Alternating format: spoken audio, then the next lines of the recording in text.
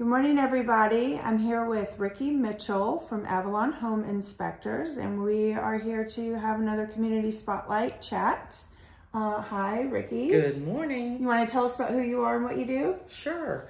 So my name is Riki Mitchell, and I am the Director of Growth and Retention, per se, at Avalon Home Inspections, and we are a full-service home inspection provider. What all What all services does that include?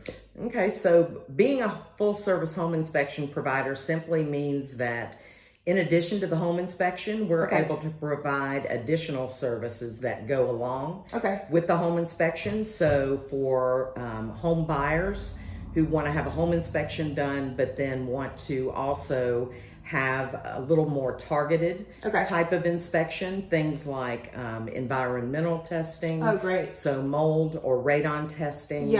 Termite letters, sewer scoping. Wow, that's a lot. So we can provide all those services under one roof. Oh, great. What is something that most people don't necessarily know about home inspections? Let me think. So I think in general, a lot of buyers just still aren't aware that home inspections really exist. Oh, wow. And that they're out there to kind of protect their best interests. And to protect their investment. And so a lot of times we run across people who just really aren't familiar with the process itself and the scope of the home inspection, because it is very, very thorough. And it's intended to be a tool to help them negotiate. As well, it kind of lets them know what to expect down the road, possibly, so they can budget and just know what they're spending their money on. I know sometimes buyers get a little freaked out about inspection reports. But you're doing your job. Like, you're supposed to find stuff. So it's totally normal, even in new construction. That's exactly right. And that's basically what they're paying us for, is to uncover the ins and outs, and if there are any deficiencies with the home or any of the systems aren't functioning properly, that's what they're paying us for. It just occurred to me that it's kind of like when you are buying a new or used car and you take it to a mechanic to have them look it over. Kind of the same deal. That's a great analogy, actually. What do you do, or what are some ways that you motivate your staff? So we are a very team-oriented I love that company, and so we actually work with VAs as well as on-site team members, and but we really try to include everybody. So if we have team meetings, we'll do Zoom calls with our VAs. We want them very much to feel a part of the team because they do contribute. I just heard something on NPR about, and not saying that VAs are temp workers, but like temp workers, how the morale of the whole company goes down because there's not necessarily a feeling or culture of loyalty. So it's good to include them and really nurture them as part of the team. And they are remote workers, and so a lot of times just being out there by yourself and being maybe in a different time zone, it's hard. Feels a little isolated. It's a little different to keep them motivated, and so that's why we do like to really include them in everything we do. And they play a very, very important role.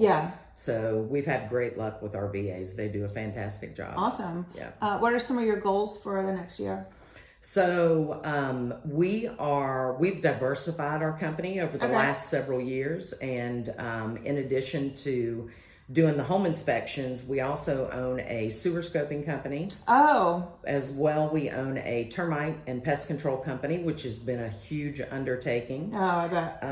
So with the market and the volatility of the market right now, my owner is a huge advocate of just diversifying his business and investing in other businesses that if something were to happen, he has a safe shelter for his team as well.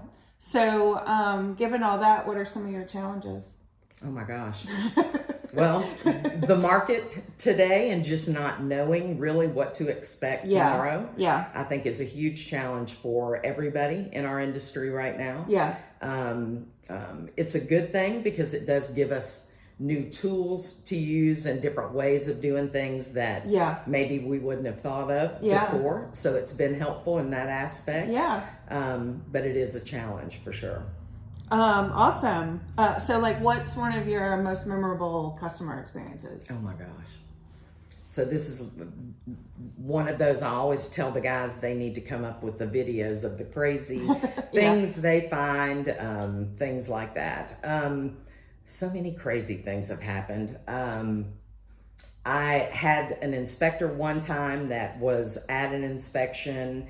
He called me and told me he wasn't going to be able to finish the inspection because a dog was in the house. And he claimed the dog had lunged at his jugular vein. And so he wasn't able to finish the inspection. A little freaked out. We just have, all kind of unique situations that happen. Yeah, but animals do actually play a big part. They do. So please put your dogs up if you're having an inspection done. What do you love most about Decatur? Oh gosh, I have in different industries done business in Decatur for a long time, and just the feel and the support of the local community. I think a lot of people in Decatur are huge advocates of doing business within their community, and I think that's great. So, and Decatur has grown a ton over the last several years. So that's the kind of the hope and purpose of these interviews that I'm doing, is to kind of foster a sense of community. And Decatur does have a great community feel to it. But it's like, for me, it's important after, the political climate of the last several years and then COVID and all the divisiveness, if we can just meet each other and meet each other where we're at, and remember that we're all human and bond from there. Absolutely. I agree wholeheartedly. I think that's very important. So what else do you do besides work? I work a lot, but I like to spend time with my family. I have dogs, and so they're kind of like my kids. So I spend a lot of time with my dogs. I like to get out and be in nature when I can. What's your favorite hiking spot? Oh gosh, I like going to Blood Mountain. I love going up there. I haven't been there in a couple of years, but I love going up to North Georgia. My dad lives in Murphy, North Carolina, which is just 15 minutes from Blairsville. So I go over Blood Mountain to go visit him. That's a great hiking spot. It is. And one time I had some work done on one of the wheels of my car, and I don't remember what it was. Something how it attached. I don't remember what the specific work was. And I was up there and had it done up there because I started to come down the mountain to come back home, and it felt like my brakes went out. Oh my God. And that was terrifying. So I was trying to go like 5 or 10 miles down Blood Mountain. And then, so when I finally got down to a place where I could have cell phone service too, I ended up having it towed. And basically my wheel was about to fall off.